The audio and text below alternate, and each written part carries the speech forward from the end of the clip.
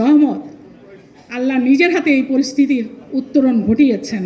আমরা আজকে নিঃশ্বাস ফেলতে পারছি।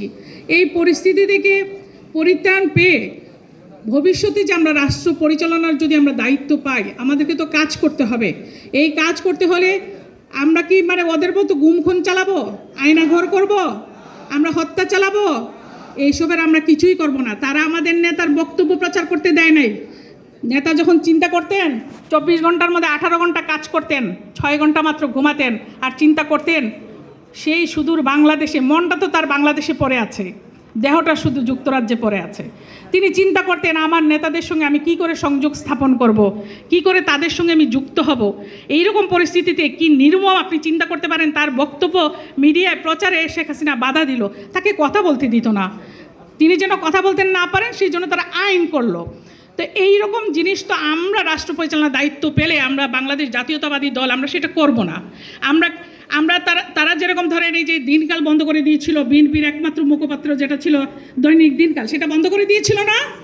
সেটা বন্ধ করে দিয়ে আমার দেশ অত্যন্ত জনপ্রিয় একটি পত্রিকা, সেটাও বন্ধ করে দিয়েছিল। দিগন্ত টেলিভিশন বন্ধ করে দিয়েছিল। এরকম অসংখ্য চ্যানেল তারা বন্ধ করে দিয়েছিল। আমরা যদি রাষ্ট্র পরিচালনার দায়িত্ব পাই আমরা এসবের কিছুই করব। আমরা যেরকম সকল সংবাদপত্র খুলে দিয়েছিলেন, আওয়ামী লীগ যেরকম 4টা রেখে সব সংবাদপত্রের মুখ বন্ধ করে দিয়েছিল, আমরা শহীদ রাষ্ট্রপতি জিয়াউর রহমানের দেখানো পথে হাঁটব। আমরা সকল সংবাদপত্রের অবারিত স্বাধীনতা দিব। তারা যদি আমাদের সরকারের সমালোচনা করতে চায় আমরা সেটাকে অ্যালাউ করব, আমরা সেটাকে গ্রহণ করব। তারা যদি আমাদের নেতার সমালোচনা করে, আমরা এই যে যেমন একটু আগে ডক্টর মাহদি আমিন বলছিলেন যে একটা ইউটিউবার যদি সমালোচনা করতো তাকে দেখা যেত গুম করে ফেলতো বা তুলে নিয়ে যেত, বা যেমন এই কার্টুনিস্টকে জেলখানায় নিয়ে ধরে রেখে তারপরে ভদ্রলোক সেখানে মারাও গেলেন। এই মুহূর্তে নামটা মনে পড়ছে না, সম্ভবত কার্টুনিস্ট আকরাম, তাকে জেলখানায় তারা হত্যা করলো শুধুমাত্র ব্যঙ্গচিত্র বা কার্টুন আঁকবার জন্য। কিন্তু আমাদের নেতা কী করেছেন, তিনি শিশির ভট্টাচার্যকে বলেছেন দীর্ঘদিন আপনার কার্টুন চিত্র আমি দেখতে পাই না, আমাদের সরকারের সময়ে আপনি অনেক ব্যঙ্গচিত্র আমাকে এবং আমার মাকে নিয়ে এঁকেছেন। তো আমি আবারও সেই রকম একটি পরিস্থিতি বা পরিবেশ ভবিষ্যতে দেখতে চাই, আপনি আবারও কার্টুন আঁকেন, সমালোচনা করেন। এবং আপনি দেখেন এই যে মিডিয়াগুলোকে বন্ধ করে দিয়ে তাদের স্বাধীনতাকে তারা খর্ব করলো, সেই জন্য আমার দায়িত্ব পাই। তারা যে ডিজিটাল সিকিউরিটি অ্যাক্ট তৈরি করেছে, ডিজিটাল সিকিউরিটি অ্যাক্ট 18, সেটাকে আমরা বাতিল করব। এবং যেটা ডিজিটাল সিকিউরিটি অ্যাক্ট 16 যেটা, সেটাকে আমরা সংশোধন করে ভবিষ্যতে যেটুকু সংস্কার প্রয়োজন সেটা করে সেইটুকু আমরা রাখবো। এই কাজগুলো আমরা দায়িত্ব পেলে আমরা করব। আমরা আরও কি করব, আপনাদের এই যে নরসিংদী কাপড়ের জন্য বিখ্যাত না, বাবুরহাটের কাপড় খুব প্রসিদ্ধ, তাই না? অনেকেই ব্যবহার করেন, গ্রামে গঞ্জে খুব পরিচিত এই বাবুরহাটের কাপড়।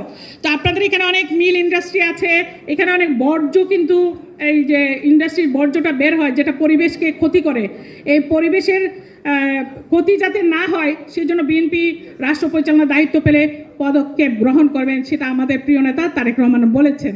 এবং শ্রমিকরা যাতে ন্যায্য মজুরি পায়, পরিবর্তিত দামে মুদ্রাস্ফীতি, যেটা মুদ্রাস্ফীতিকে মাথায় রেখে শ্রমিকরা যাতে তাদের ন্যায্য মূল্য পায় সেই জন্য পদক্ষেপ গ্রহণ করবে বাংলাদেশ জাতীয়তাবাদী দলের সরকার। এবং শিশু শ্রম যেটা, সেটাকে আমাদের সরকার বন্ধ করবে, সেটা তিনি বলেছেন। এই কাজগুলো আমরা যে করব সেটা করতে হলে তো আমাদেরকে রাষ্ট্র পরিচালনার দায়িত্ব পেতে হবে, এবং সেই জন্য আপনাদের সকলকে আরও বেশি বেশি পরিশ্রম করতে হবে। আজকে এখান থেকে যে শিক্ষা নিয়ে যাবেন, এই যে বইটি, এটা আপনাদের সকলের ফোল্ডারে আছে।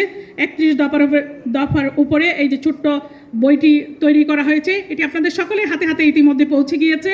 এইটা আপনারা ভালো করে পড়বেন, আত্মস্থ করবেন, নিজের হৃদয়ে ধারণ করবেন, এবং সেটা নিয়ে আপনি আপনার এলাকায় যারা আছেন, সেটা বিএনপির নেতাকর্মী হোক বা সাধারণ জনগণ হোক, তাদের সঙ্গে কথা বলবেন, তাদেরকে বোঝানোর চেষ্টা করবেন যে আমরা যদি সুযোগ পাই, আপনারা যদি আমাদেরকে সমর্থন করেন, আমরা যদি রাষ্ট্র পরিচালনার দায়িত্ব পাই, আমরা এই সংস্কারগুলো করব, এই পদক্ষেপগুলো গ্রহণ করব, যেটা বাংলাদেশের ভেঙে পড়া রাষ্ট্র কাঠামোকে পুনরায় মেরামত করবার জন্য যথেষ্ট।